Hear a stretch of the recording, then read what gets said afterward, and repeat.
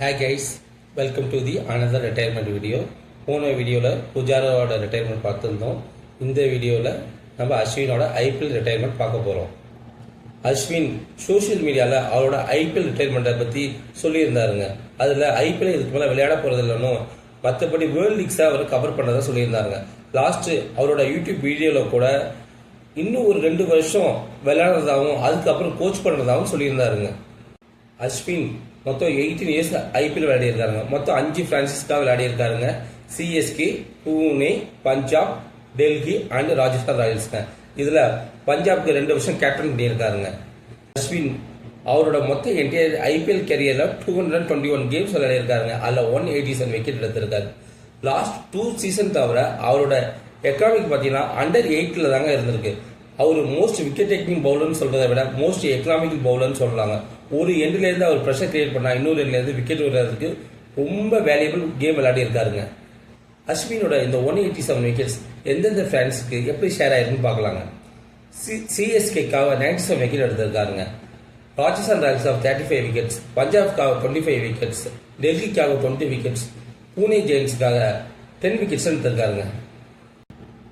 தோனியோட ஐசைட்டுக்குள்ளார ஃபர்ஸ்ட் அஸ்வின் வரலங்க. ஃபர்ஸ்ட் பெஞ்சில் தான் உட்காந்துருந்தார். லேட்டர் ஒரு கேம் ஒரு சான்ஸ் கிடைக்கிது, ப்ரூவ் பண்ணுறாருங்க. அதுக்கப்புறம் அஸ்வினை பல வகையில் அவர் யூஸ் பண்ணுறாருங்க. அஸ்வினை ஓப்பனிங் ஓவர்லேயும் போட வச்சிருக்காரு, மிடில் ஓவர்லேயும் போட்டு வச்சிருக்காரு, ஏன் டெத் ஓவரில் கூட போட்டு வச்சிருக்காருங்க. ஃபர்ஸ்ட் லெஃப்ட் ஹேண்டர் கிரீஸ்குள்ளே வந்தால் தோனி தாங்க அஸ்வினை இன்ட்ரடியூஸ் பண்ண அந்த ஸ்டைலே கொண்டு வந்தார். அஸ்வினோட ரிட்டையர்மெண்ட் கேட்டோன்னே 2 விஷயம் அவரோட ஐபிஎல் கேரியர்லேருந்து ஞாபகம் வந்துச்சுங்க. அதை நான் உங்க கூட ஷேர் பண்ண விரும்புறாங்க. ஜாஸ் பட்லர் நான் ஸ்ட்ரைக் லைன்ல ரன் அவுட் பண்ணியிருப்பாங்க. இது பெரிய டிஸ்கஷனுக்குள்ளார வந்துச்சுங்க. அஸ்வின் செஞ்சது ரூல் ஆஃப் தி கேம்குள்ள இருந்தாலும் நிறைய பேர் ஸ்பிரிட் ஆஃப் தி கேம் இது ரொம்ப தப்புன்னு சொன்னாங்க. ஆனால் ஆக்சுவலாக அது அப்படி இல்லைங்க. ஏன்னா கிரிக்கெட் ஈக்குவலி பேட்ஸ்மேனுக்கும் பவுலருக்கும் உள்ள கேமுங்க. ஆனால் இதில் பேட்ஸ்மேனை பற்றி தான் எல்லாருமே பேசுகிறாங்க. இதை தப்புன்னு ரொம்ப ஓப்பன் டாக்காக பேசுறது அஸ்வின் மட்டும்தாங்க. 2வது விஷயம் விஜய் மல்லையா பார்த்தாங்க. ஆப்ஷன் டேபிளில் அஸ்வின் வராருங்க. விஜய் மல்லையா அஸ்வினோட பிரைஸை அதிகப்படுத்திட்டு போயிட்டே இருக்காருங்க. ஒரு கட்டத்தில் சிஎஸ்கே அஸ்வினை வாங்குறாங்க. அதே அந்த வருஷம் செமி ஃபைனல்ஸில் சிஎஸ்கே வெர்சஸ் பெங்களூர்னு வருதுங்க. கெயில் கிரீஸ்குள்ள வராரு. ஃபர்ஸ்ட் ஓவருங்க தோனி பாலதிக்கு அஸ்வினு கீழே கொடுக்குறாரு. 3 டாட் பால்ஸுக்கு 4th பால் விக்கெட்டுங்க. இது இன்னொரு தடவை நடக்குதுங்க. அதே வருஷம் ஃபைனலில் கெயில் விக்கெட்டை அஸ்வின் தாங்க எடுக்கிறாரு. விஜய் மல்லையாவோட டிராஃபி கனவை அஸ்வின் அங்க முடிக்கிறாருங்க. இது அஸ்வின் கொடுத்த பெரிய ரிவெஞ்சுங்க விஜய் மல்லையாவுக்கு.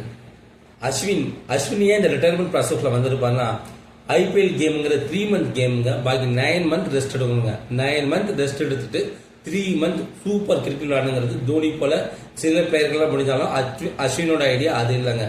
அஸ்வின் இன்டர்நேஷனல் லீக் விளையாடுனா கண்டினியூஸ் கிரிக்கெட் விளையாடணும்னு நினைக்கிறாருங்க. அவரோட எண்ட் ஆஃப் தி கேரியர்ல கண்டினியூஸ் கிரிக்கெட் விளையாடணும் அவர் ஆசைப்படுறாருங்க. ஸோ அவர் ஐபிஎல் இருந்து குவிட் பண்றாருங்க. அஸ்வின் அவரோட எண்ட் ஆஃப் தி கேரியர்ல இருக்காருங்க. இன்னும் 2 or 3 இயர்ஸ் தாங்க அவர் கிரிக்கெட் விளையாட போறாரு. அதுக்கப்புறம் எல்லாத்தையும் ஒரு பிரான்சைஸ்க்கு ஹெட் கோச்சாவோ இல்ல ஒரு மென்டரா இருந்தா கூட அஸ் ஏ கிரிக்கெட் ஃபேனா நாங்க ரொம்ப சந்தோஷப்படுவாங்க. ஏன்னா அஸ்வினுக்கு கிரிக்கெட் நாலேஜ் நிறைய இருக்குங்க. அவர் நிறைய யங்ஸ்டரோட கம்யூனிகேட் பண்ணா டிராவிட் போல ஒரு நல்ல கோச்சா இருப்பாருன்னு நான் ஆசைப்படுறேங்க. இந்த வீடியோ பிடிச்சிருந்தா இந்த வீடியோவை லைக் பண்ணுங்க, ஷேர் பண்ணுங்க, சப்ஸ்கிரைப் பண்ணுங்க. பாய்.